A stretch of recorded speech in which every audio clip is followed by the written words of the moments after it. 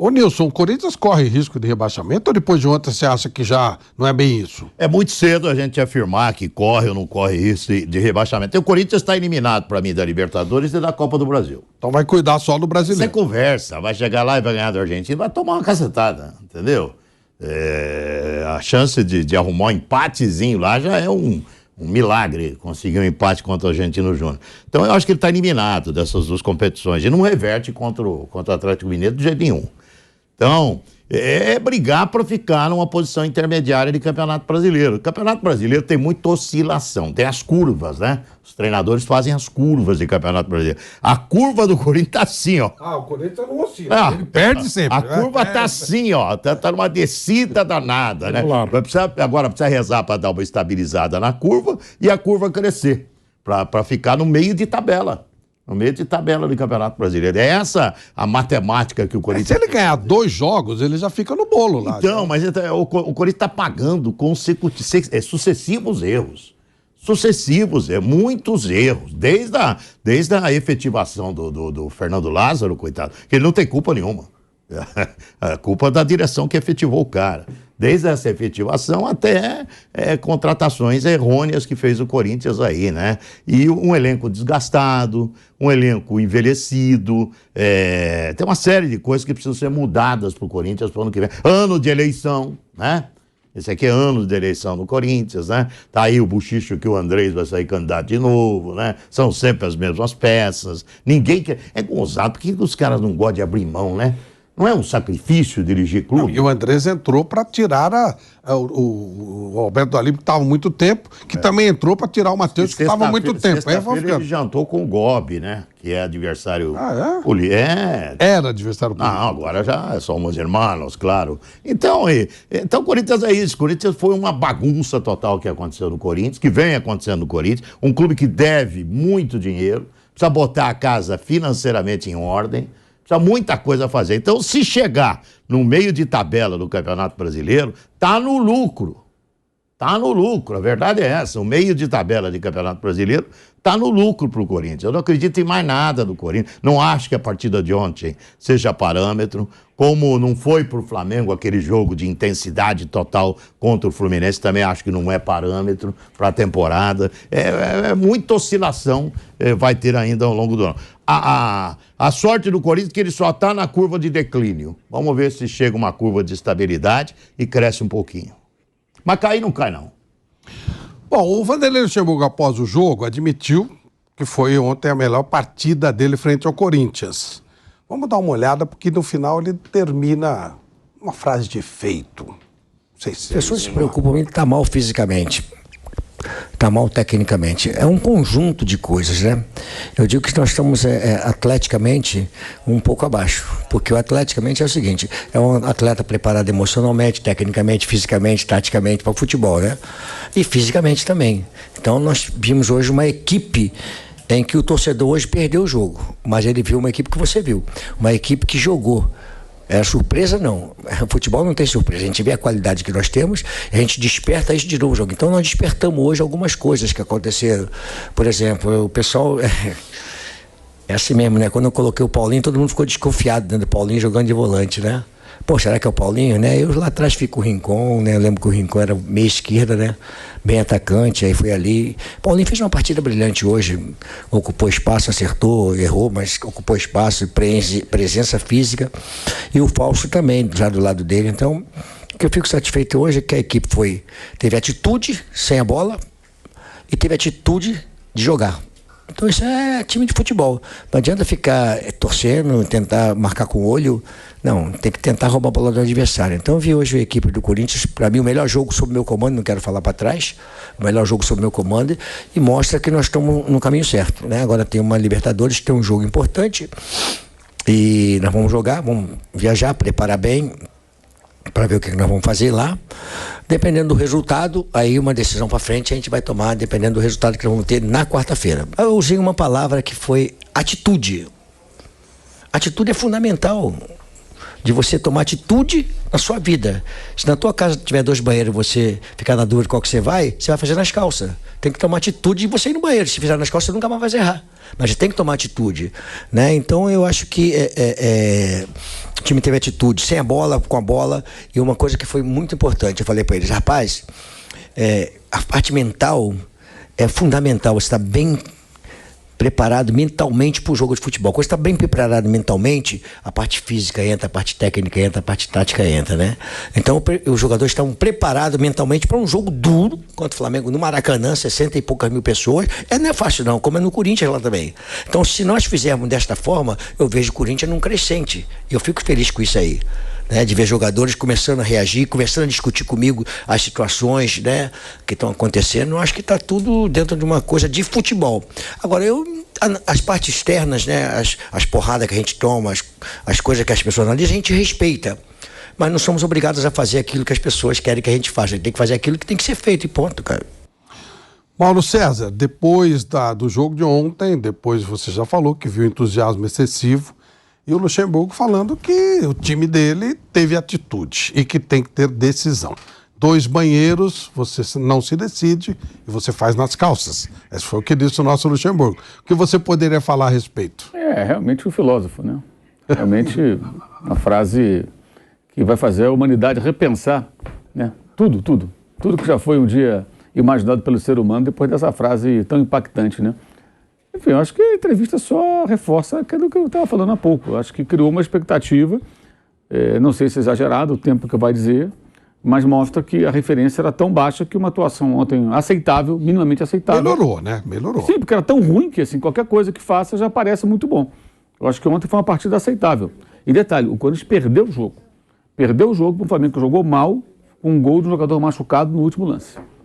Essa é a realidade dos fatos, assim, inquestionável. Friamente é isso. Friamente é isso. Agora, é tão ruim o que vinha, foi tão ruim o que a gente viu antes, que parece que foi bom. Eu achei que foi aceitável. Jogou, competiu minimamente, né? Não foi como no nível do jogo do Atlético Mineiro, por exemplo, o segundo tempo contra o São Paulo, que eu achei bem constrangedor.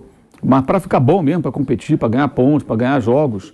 E outra coisa, não é todo jogo que o Corinthians vai poder jogar dessa maneira, esperando o adversário. Contra o Argentino Júnior provavelmente será assim. Em outras partidas, o Fluminense vai ter. Contra o Fluminense, talvez, acho que pode ser também parecido mesmo em casa. Mas ele vai jogar com o Fluminense em casa, com o Atlético Mineiro em casa, com o América fora e com o Independente Del Valle fora.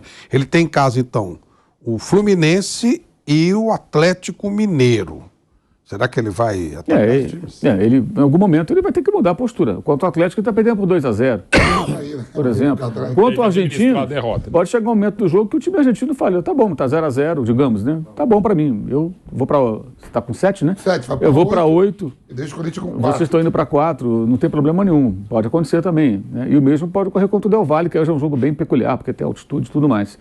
Não vai dar para jogar sempre assim, esperando, saindo em velocidade, saindo com bola longa, como o time ontem fez, e foi até bem. Em relação ao anterior, foi bem. Eu acho que não foi uma partida horrorosa, foi uma partida ontem aceitável. Agora, a questão é que a referência são jogos muito ruins. Lembrando, 7 derrotas em 10 jogos. O time perdeu 7 jogos em 10. É algo inaceitável para o Corinthians. Não dá para achar que está tudo melhorando, porque ontem conseguiu fazer um jogo contra o Flamengo, que, repito, fez uma partida sofrível, muito ruim. O jogo do Flamengo foi péssimo. Em parte até pelo Corinthians, porque se defendeu bem, se organizou defensivamente ali, dificultou bastante. Mas acho que está muito distante de ser um time que possa fazer por onde para sair, por exemplo, do rebaixamento. Apesar de times como o Vasco ali, louco para entrar também no rebaixamento ali, né? O Vasco só joga uma competição e também tem 6 derrotas e 10 jogos. É um negócio assustador. Nós vamos para um break na rádio, seguimos aqui no YouTube. Então, break na Rádio Jovem Pan, a gente volta já. E aqui eu quero comentar com vocês sobre, o Mauro falou sobre campanha, o Corinthians, desde o estadual, 13 jogos, 3 vitórias, 2 empates e 8 derrotas.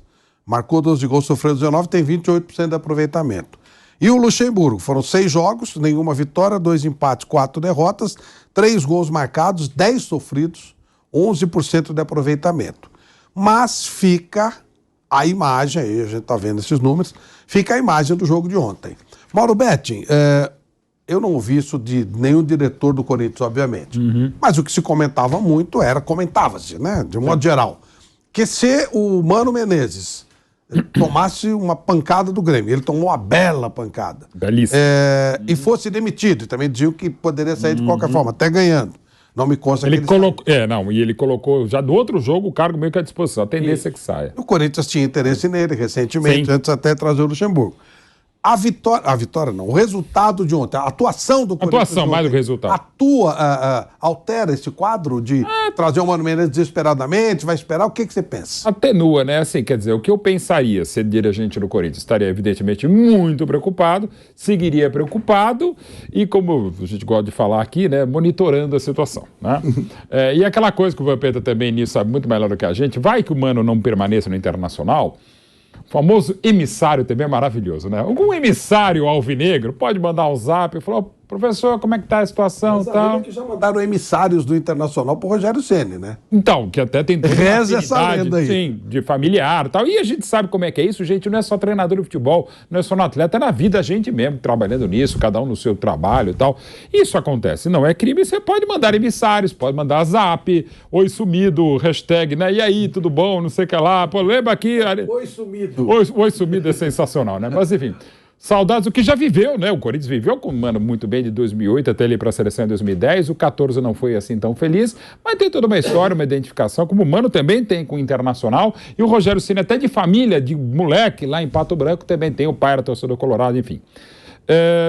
Assim, eu, ser Corinthians, pensaria também no Mano, mas assim, pensaria, sabe aquela coisa, não estou dizendo que seja um desejo, um sonho, mas da série monitorar, porque infelizmente não está legal. O que não significa dizer que esteja na rota de colisão, esteja, entre aspas, prestigiado o Luxemburgo no Corinthians. Mas não está legal, né? Não está legal e não sei se vai estar legal esse ponto, porque realmente, quando o Corinthians joga bem e jogou bem ontem contra o Flamengo no Maracanã lotado, no final das contas perde do mesmo jeito.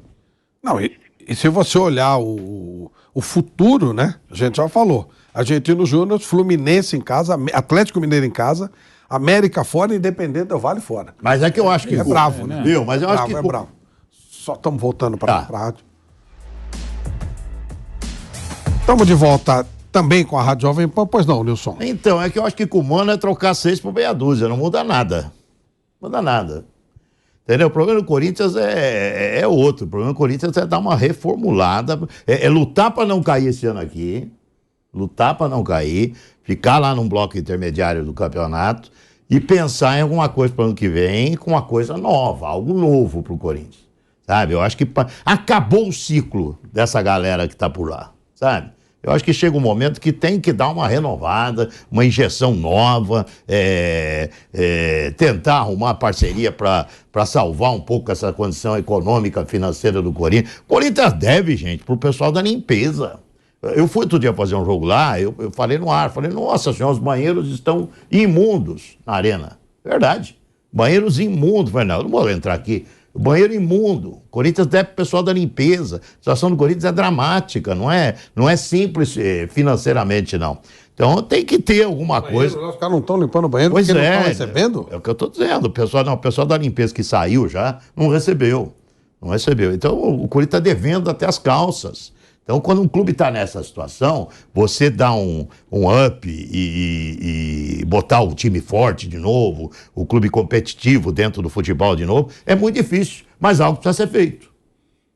Então, acho que é a hora de parar de pensar, vamos ficar aqui 3, 4 anos aqui, ou 2, 3 anos aqui, tentando sanear essa questão econômica, financeira do Corinthians, para posteriormente pensar numa equipe competitiva, porque não se concebe, né?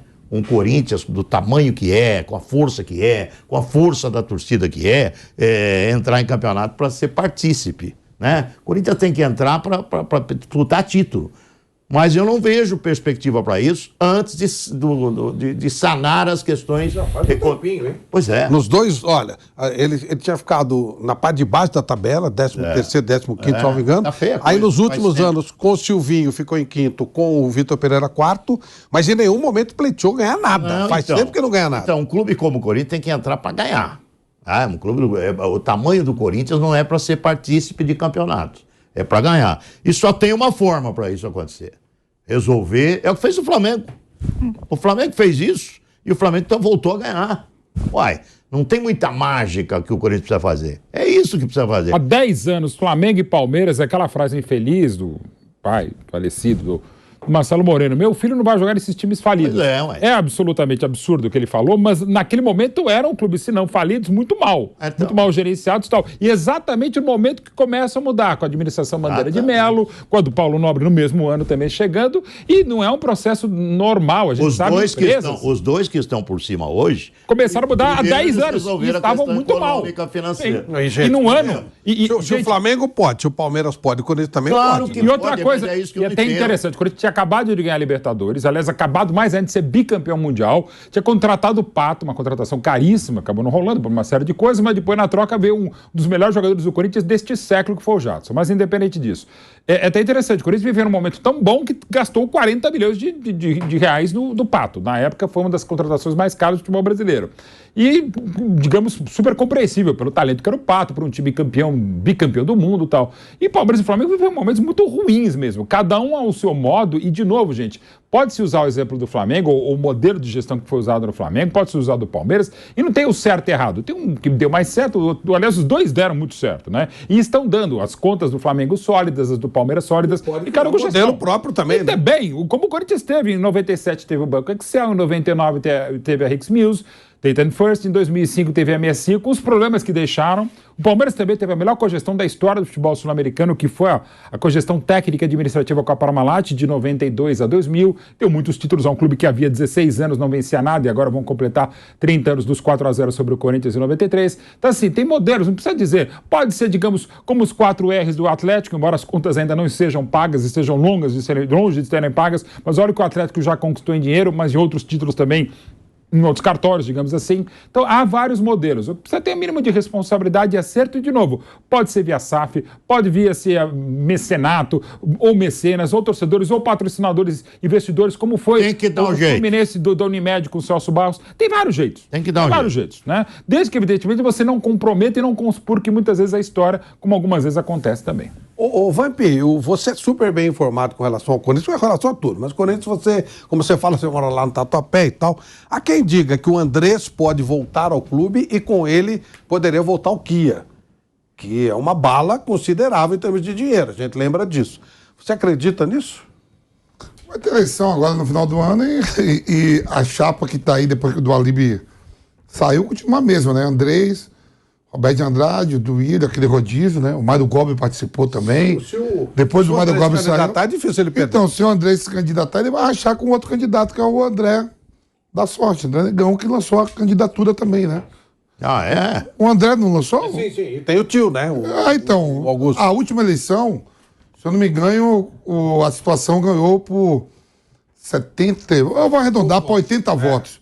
80 votos, pra você pegar, dividir por 2, botar 40 e mais 1, perdi a eleição. É que sempre quem divide é a oposição. Dessa Entendeu? vez corre o risco de dividir as É isso que eu tô falando. Se for isso aí, é o mesmo grupo lá, né? O Mário Gobi fez parte desse grupo, depois saiu, né? E o tio lá, que é o candidato da oposição, perde a eleição por 41 votos. Se ele tem 41 votos, ele ganha a eleição em cima do Andrés, do Roberto de Andrade. Ele tá trabalhando bem lá, viu? Ele não parou de trabalhar, do não. Mário Gobi, e ele não fechou com os caras, não. Os caras depois... Ele continua trabalhando E ele tá lá. é.